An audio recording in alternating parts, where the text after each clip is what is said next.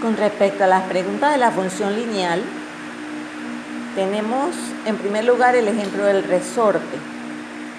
La longitud del resorte representa el intercepto cuando vamos a hacer el gráfico de función lineal.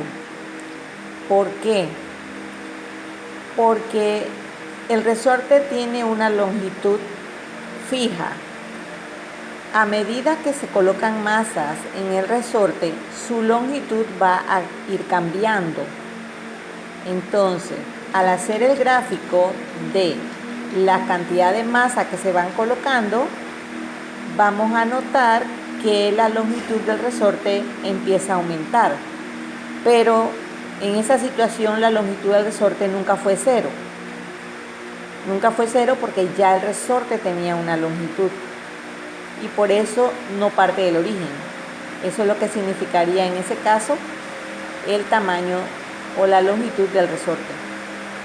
Este experimento también puede tener una pequeña variación y convertirse en un gráfico de proporcionalidad directa, porque si a cada medida de la longitud del resorte, cada vez que se coloca una masa, se le resta la longitud original del resorte, entonces sí tendríamos un gráfico de proporcionalidad directa, es decir, una recta que parte del origen, porque cuando no hay masa colocada en el resorte tampoco va a haber estiramiento.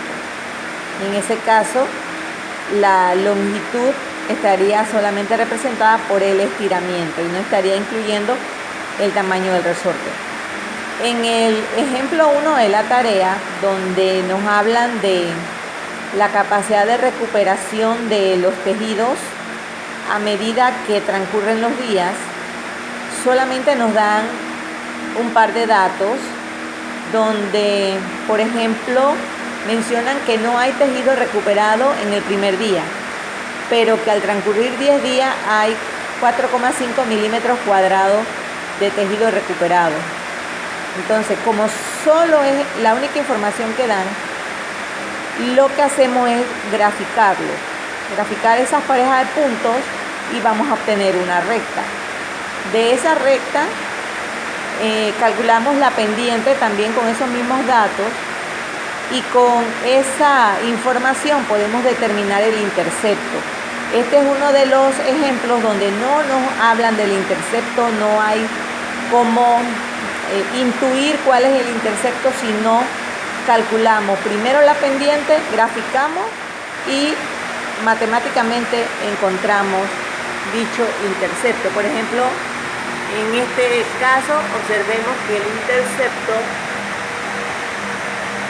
pues quedaba por debajo del eje horizontal.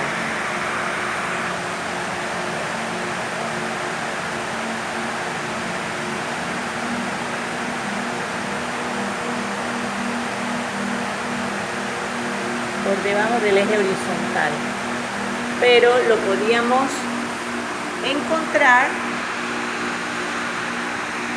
matemáticamente luego que ya conocíamos la pendiente, sustituyendo una de las parejas de puntos y la pendiente y obteníamos pues un intercepto negativo, menos 0,5 milímetros cuadrados.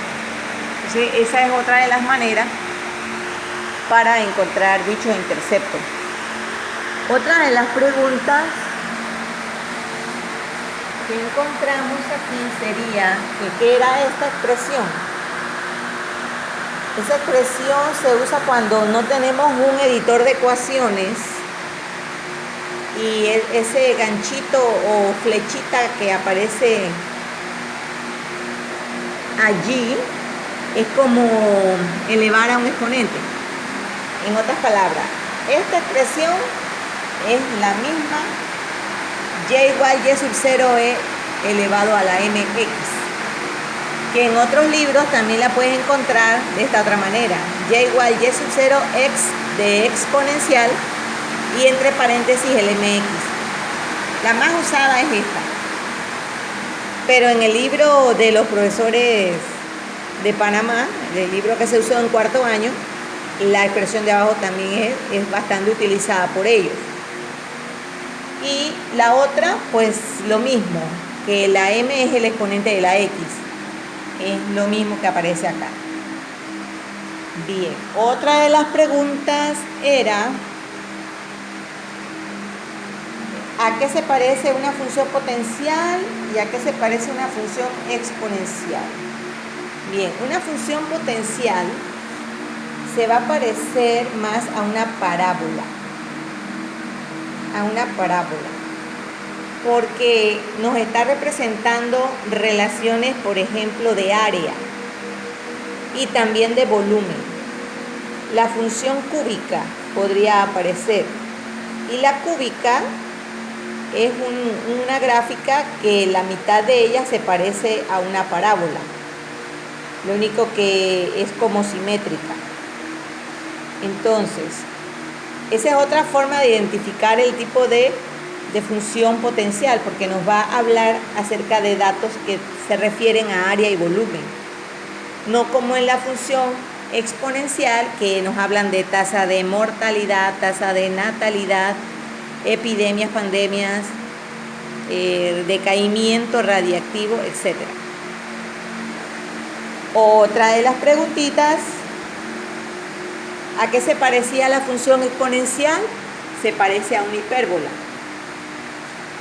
Esta es la gráfica de una función exponencial cuando esa x que aparece ahí es positiva, porque puede cambiar el sentido de la función exponencial de la gráfica cuando ese exponente es negativo.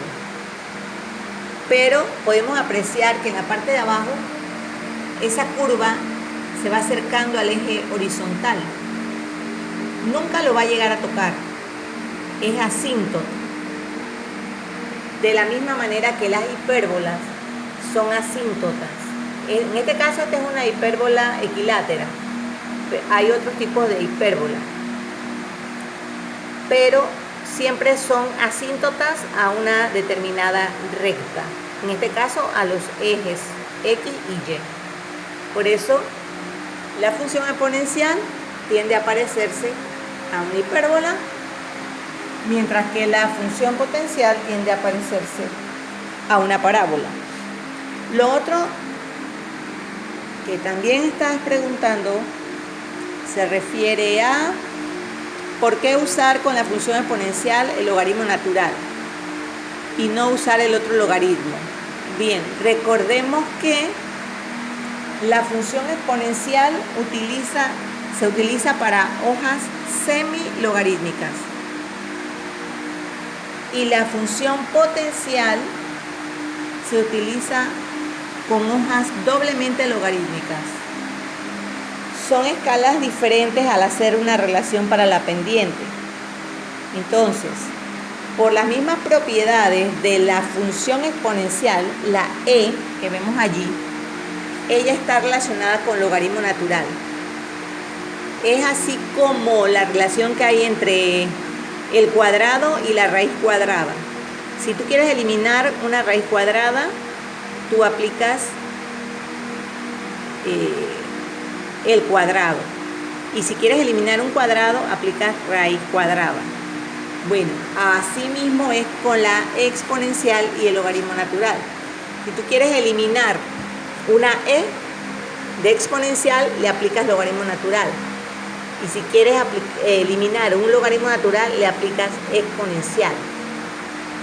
Por ejemplo, en este caso de la función exponencial, esta es la ecuación y cómo calcularíamos los datos. Cuando x vale 0, e a la 0 vale 1.